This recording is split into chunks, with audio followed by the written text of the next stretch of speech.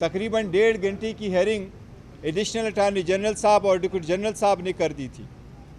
उनके तरफ से 2 तारीख को एक एफिडेविट अदालत में फ़ाइल किया गया और एडिशनल अटॉर्नी जनरल की तरफ से ये कहा गया, जो पेशावर हाई कोर्ट के ऑर्डर 2 जनवरी के ऑर्डर में लिखा हुआ है कि एडिशनल अटॉर्नी जनरल साहब फरमा रहे हैं कि मेरी जो हाज़िरी लगी है, ना ही तो मैं उस दिन मौजूद था कोर्ट में, और जो मेरी सबमिशंस का लिखा गया है नहीं तो मैंने सबमिशंस की है। अदालत ने उस इस्तदा को मंजूर किया था कि आपने चूँकि एफिडेविट दिया है, हम उस इस्तदा को मंजूर करते। हम समझते हैं कि ये बात दुरुस्त नहीं है, क्योंकि वो कोर्ट में भी मौजूद थे और आर्गूमेंट्स भी हुए थे और इलेक्शन कमीशन का केस पुटअप भी हो गया था। एनीवे, अदालत ने ये मुनासिब समझा कि उस ऑर्डर को रिकॉल कर ले। चूँकि इलेक्शन हो रहे हैं, 13 तारीख बड़ा क्रिटिकल है। इलेक्शन कमीशन ने आज तक जो रिज़र्व सीट है, जो पूरे मुल्क में 227 है, उसमें 70 सीटें नेशनल असम्बली और बाकी सीटें प्रोविंशियल असम्बलीज़ की हैं। उसमें हमारी वमेन और नॉन मुस्लिम जो रिज़र्व सीट के लिए अप्लाई कर चुके हैं, उनकी नॉमिनेशन की स्क्रूटनी अभी तक इलेक्शन कमीशन ने नहीं की, बल्कि इलेक्शन कमीशन ने उसकी वजह से स्केजुअल में चेंज करके रखा कि आखिरी दिन 13 तारीख तक है। चूँकि मैटर अर्जेंट है, निशान अलाट होना बड़ा ज़रूरी है। एक पॉलिटिकल पार्टी के साथ कॉमन सिंबल न होना उस पॉलिटिकल पार्टी के डिसोल्यूशन के मुतरादिफ है। लिहाजा पार्टी को डिसफंक्शनल करना आईन की खिलाफ वर्जी है। इसके ख़िलाफ़ आज हमने पिटीशन इस अदालत में फ़ाइल की है। उसको नंबर अलाट हो चुका है, पिटीशन नंबर 7 अब 2024। इसके साथ हमने दरख्वास्त ही गुजारी है। अदालत से हमारी रिक्वेस्ट है कि उसकी हेयरिंग, चूँकि आज अगर लेट ज़्यादा नहीं है तो उसकी हेयरिंग कल हर सूरत की जाए, ताकि ये अनसर्टेनिटी ख़त्म हो।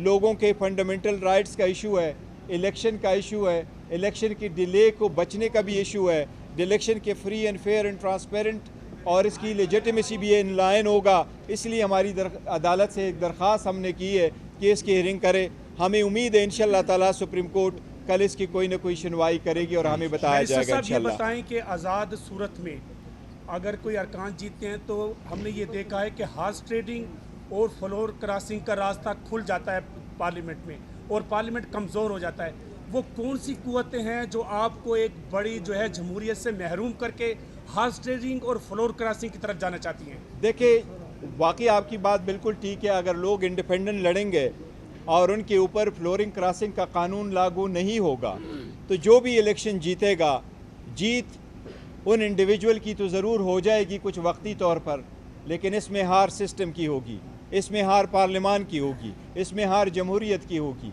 इसमें हार सारे इंस्टीट्यूशन की होगी।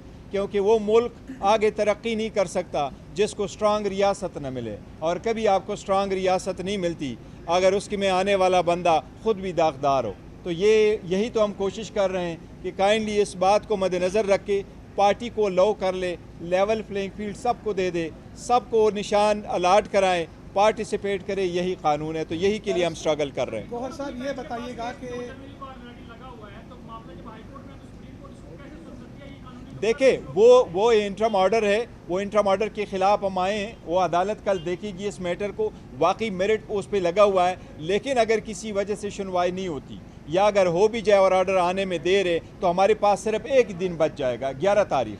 जो एक दिन में अगर होगा तो ये बहुत बड़ा नुकसान हो जाएगा। ये सारे, क्योंकि अगर ये कोई भी और मसला होता other than allotment of symbol, फिर शायद हो सकता था, लेकिन इसकी अर्जेंसी की वजह से हम सुप्रीम कोर्ट आए कि मुनासिब ऑर्डर पास कर लें। गौहर साहब, ये बताइएगा कि एक मिनट बात बताइएगा, किन किन चैलेंजेस का सामना है आईनी तौर पर या ऐसे ग्राउंड पर?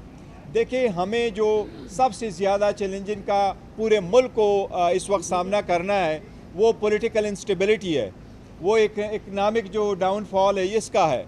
और हम कोशिश यही कर रहे हैं कि election free fair and transparent हो, उसमें सारे पार्टिसिपेट करें। जो भी हुकूमत स्ट्रांग आ जाए सब उसके साथ ताउन करे और हम मुल्क को आगे ले जाएं। हम पाकिस्तान पार्टी की सर अभी 4:30 बजे इलेक्शन कमीशन आमद है और वो बल्ले का निशान मांगने आ रहे हैं। देखिए बल्ले का निशान एक मरतबा किसी को अलाट हो चुका हो तो वो किसी और पार्टी को वैसे भी अलाट नहीं हो सकता।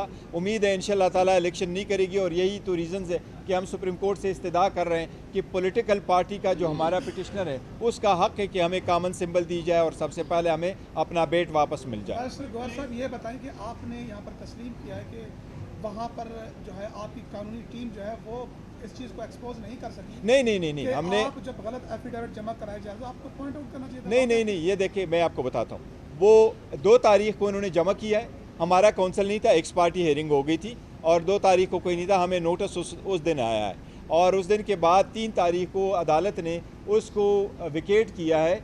3 तारीख का इशू ये है कि 3 तारीख को हमारे यहाँ भी केसेस थे, खान साहब के साथ भी मिलना था और अदालत से यही इस्तदा की गई थी पेशावर में भी कि मेहरबानी कर ले, एक ही दिन ने बीच में, आज का दिन था। अब नेक्स्ट अवेलेबल DB जो है वो 9 तारीख को है, तो अदालत के लिए अगर बहुत ज़्यादा होता तो अदालत कोई वेरिफिकेशन का ऑर्डर ज़रूर करती अगर करना था, अदरवाइज़ इलेक्शन कमीशन का ऑर्डर विदाउट जुरिस्डिक्शन था। इसलिए पहला वाला ऑर्डर जो इशू हुआ था हमारे फेवर में वो मुनासिब था और उसको रहना चाहिए था। लेकिन एनीवे अब सुप्रीम कोर्ट देखेगी, सुप्रीम कोर्ट से इतनी हमारी दरख्वास्त ज़रूर है कि इसकी जल्दी हियरिंग कर लें, वरना नीचे जो पिटीशन है वो इनफ्रक्चुअस हो जाएगी। सर अगर PTI को